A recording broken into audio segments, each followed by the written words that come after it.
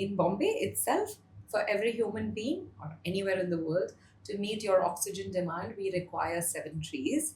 It's So pretty we only have tremendous. 5% of what we need. Yeah, well, you're Approximately. we have 28 trees per Indian.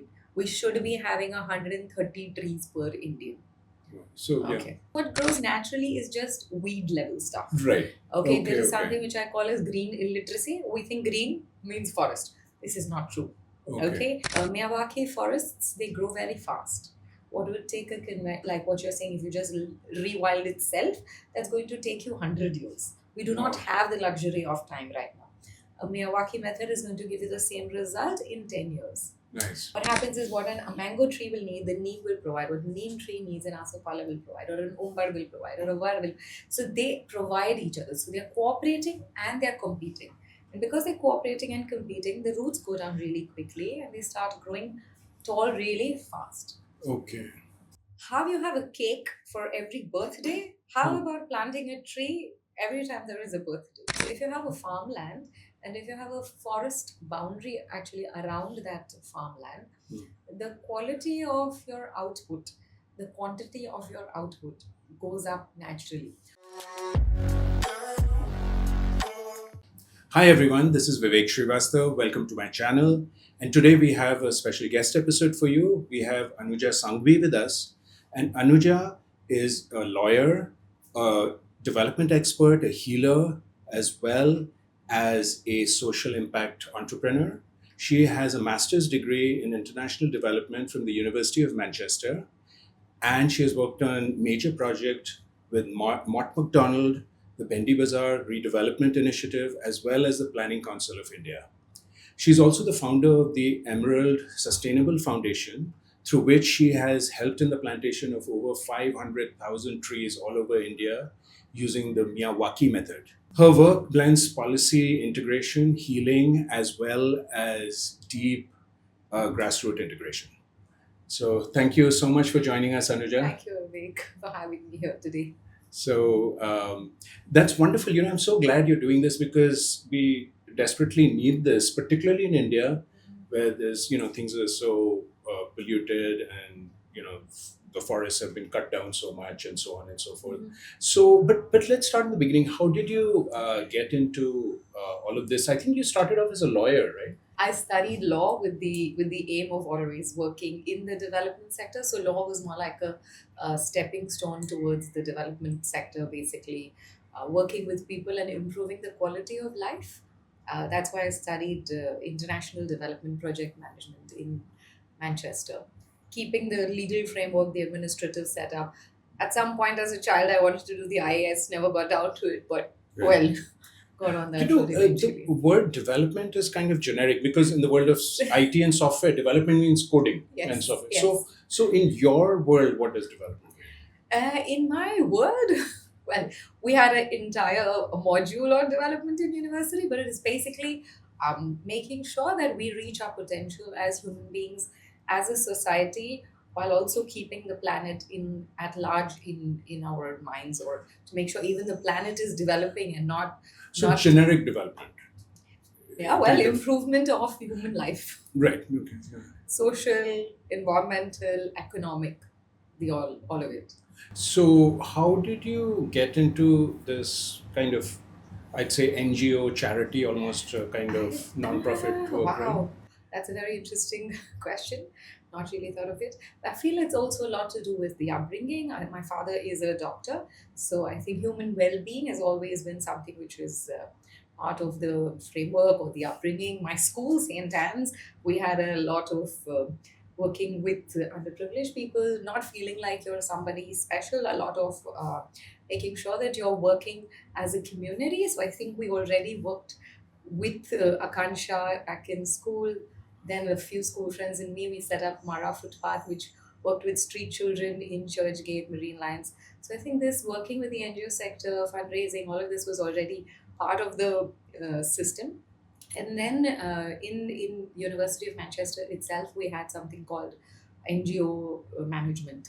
So over there as well, because NGOs, you consider as a very jhula carrying variety, I think here in India, whereas NGOs had a very large role to play in society, because you have the corporate sector, you have the government, and then there is a large part of society which is just missing, and that actually is catered to by the NGO sector. Today you have NGOs working with old people, you have people working in the environment space with children, you have literally every corner of the country, you'll have different NGOs providing very valuable services. That's wonderful. I mean, living in the US, of course, I was very, very aware of the very strong NGO presence there. I actually would volunteer at the animal shelters Okay. because I loved Yeah. animals, and I had a dog in India, and Okay. I didn't have one there. So that was my way of sort of getting that need fulfilled. I'd play with the shelter dogs.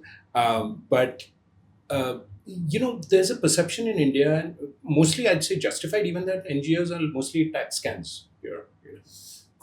Well, So what it is like, you do not throw the baby out with the bathwater.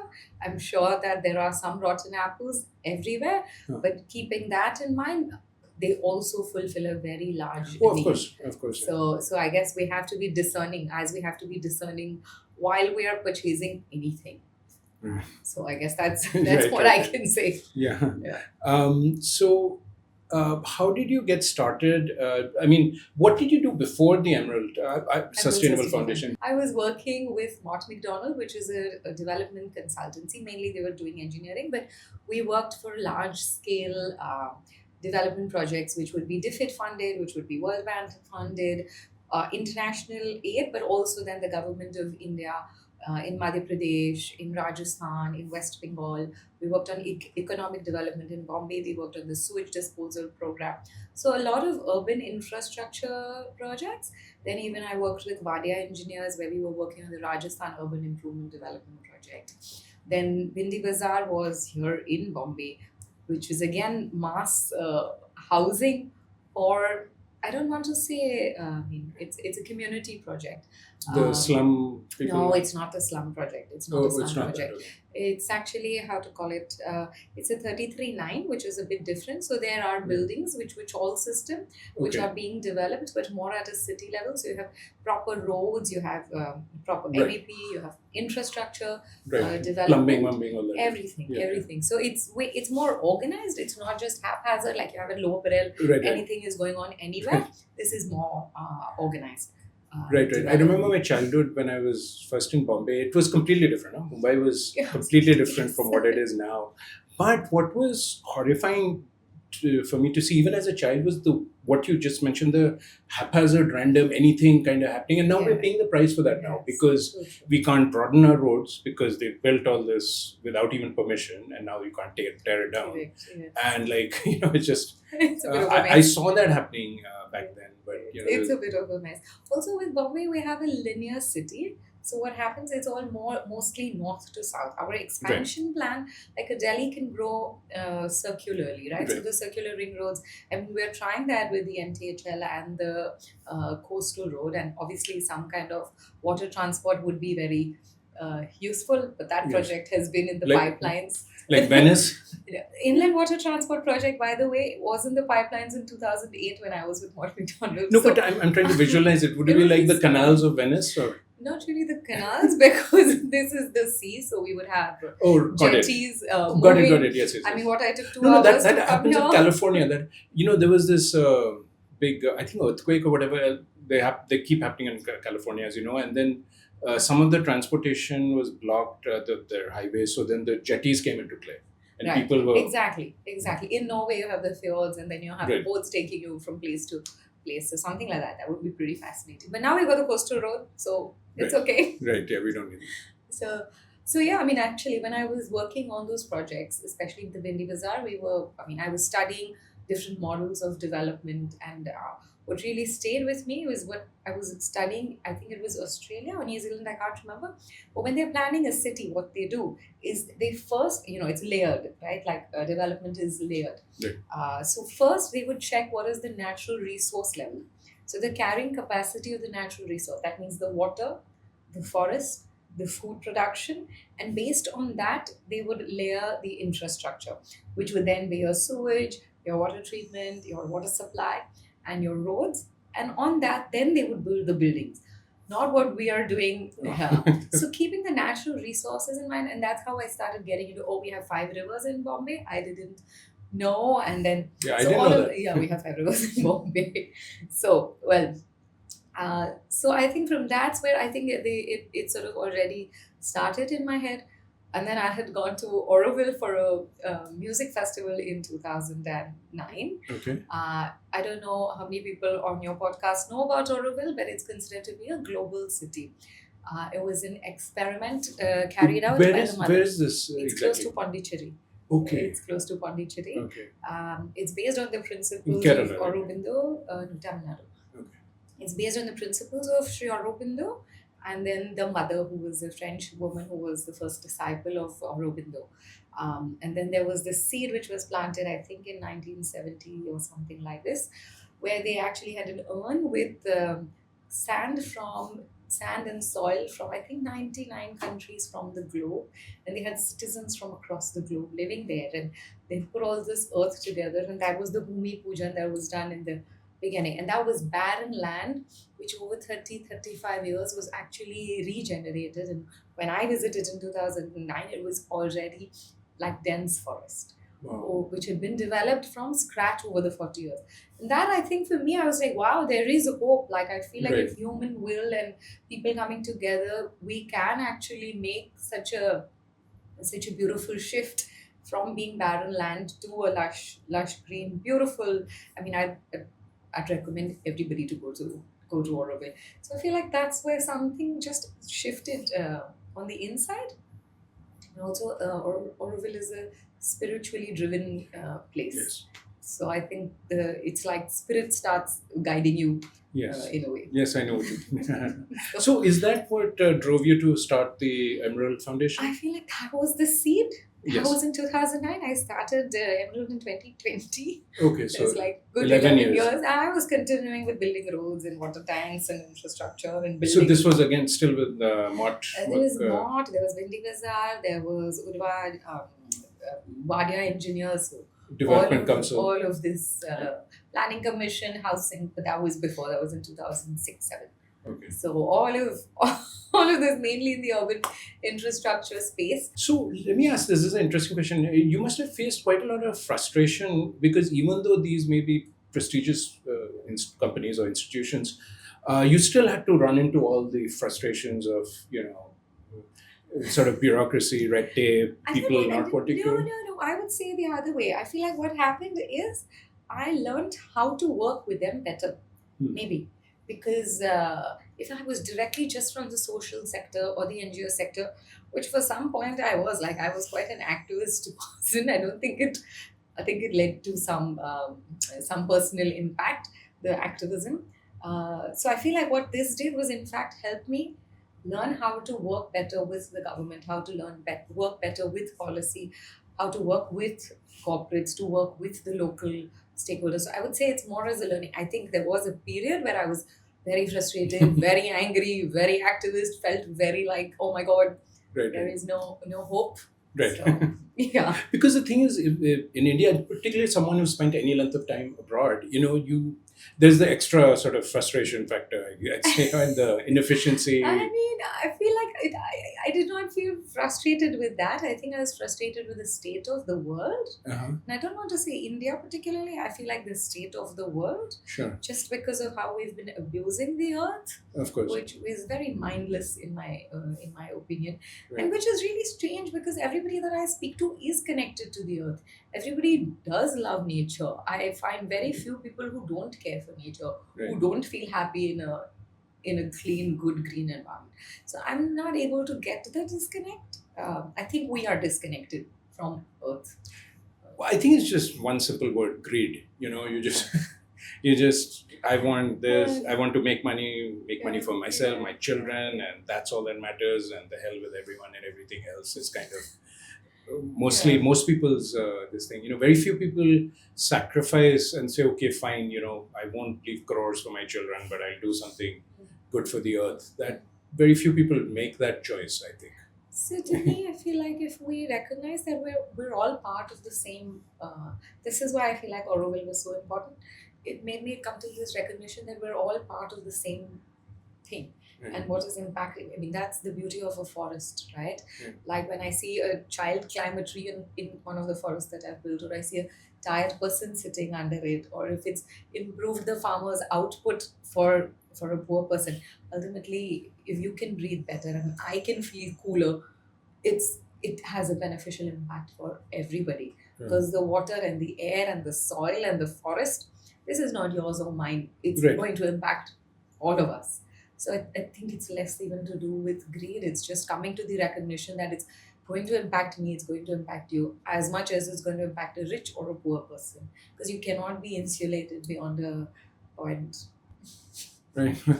Well, yeah, I mean, that's the realization that needs to happen. But unfortunately, so many people kind of don't have that. Yeah, this is true. And the This is day true. to day of, like, even myself, as much as I am aware of it, once, there's so much to do. I wake up, boom, boom, boom, I'm on the computer, I don't even can give much thought to it. And by the time I know it, it's night and I'm off to bed, and This is that's that. Yeah, So, yeah. but I really love and appreciate and applaud those like you who are doing it, and and others. Thank you. It's because it's so desperately needed. That's why I very much wanted you on the podcast, and I've got you, Thank so that's you. great.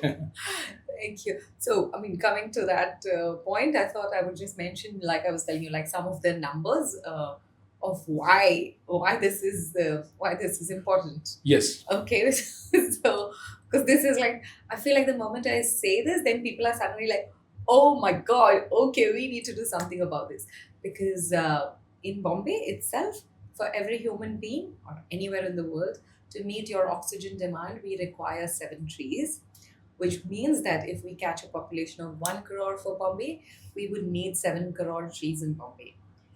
Right now, we have close to 30 lakh trees.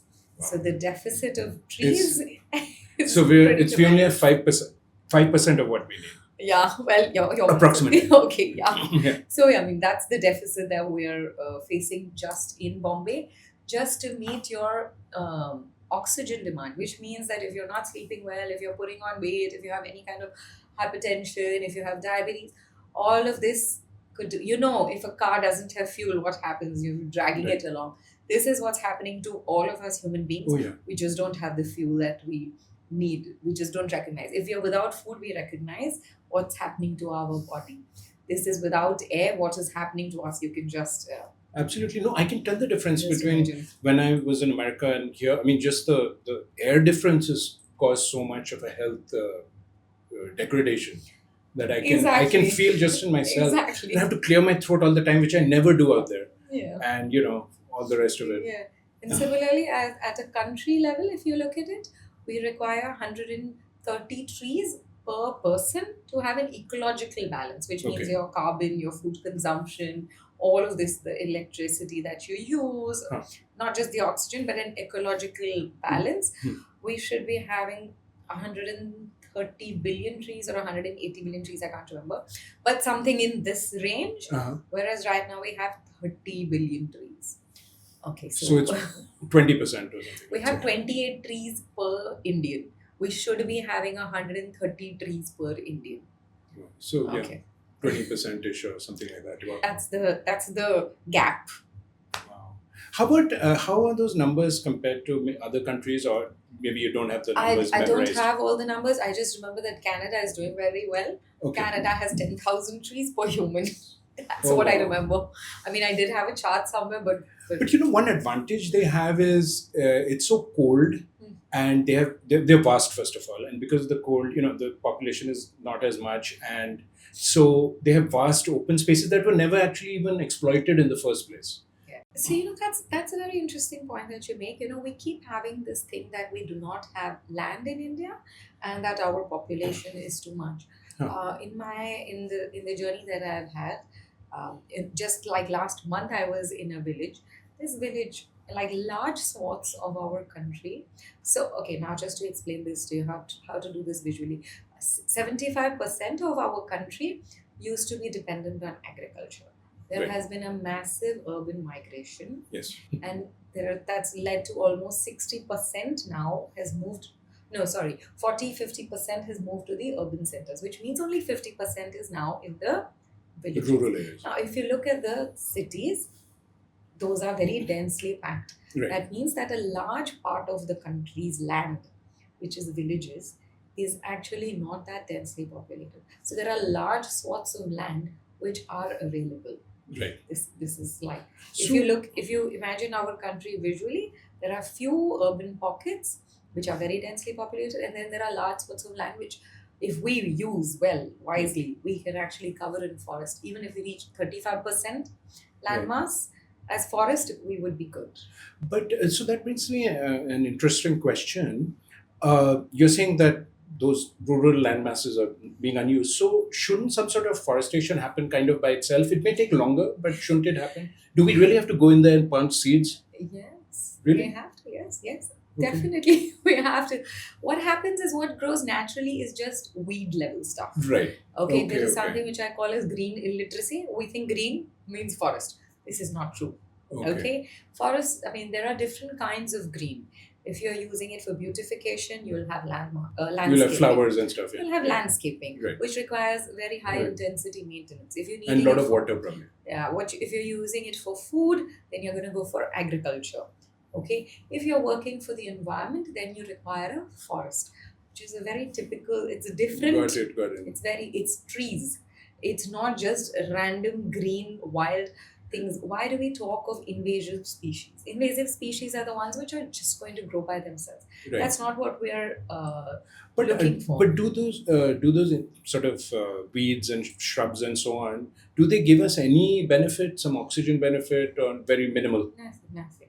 Oh, really? Not much. I mean, it's maybe a percent. It's Okay. a percent. What happens? You'll go into the rural areas in summer, or you just go out of the city. You'll see a lot of dried, what looks like grass. If you Right. go in the monsoon, everything looks so green. Right. It's the same thing which is just dried and become Right. grass. Okay, hay. So it's not really something which is capturing what is known as carbon sequestration. This is not happening when you're having Got just it. Got it. So you need weeds. proper solid Here trees it's- and Yes, all that. yes. Even random planting of Huh. trees doesn't make any sense. I mean, Right. it has some benefit, but it doesn't have the substantial benefit which we need right now. Which your Miyawaki method provides. Yes, I'm very happy to speak about Miyawaki method. I did a little research, did my homework. great. So Excellent. yeah, and so I understand this much that you don't just plant them as rows; you plant them a little randomly, the way it would naturally happen in a forest, and then you don't plant the same species of tree. You vary, and which is what happens in a forest, and things like that. And then you have to take care of it for 3 years, after which it becomes self-sustainable. Yeah, so basically in a Miyawaki forest, Miyawaki is thanks to Dr. Akira Miyawaki, God bless his soul. Right. We still have hope as a planet thanks to people like that, because he spent his life researching on this.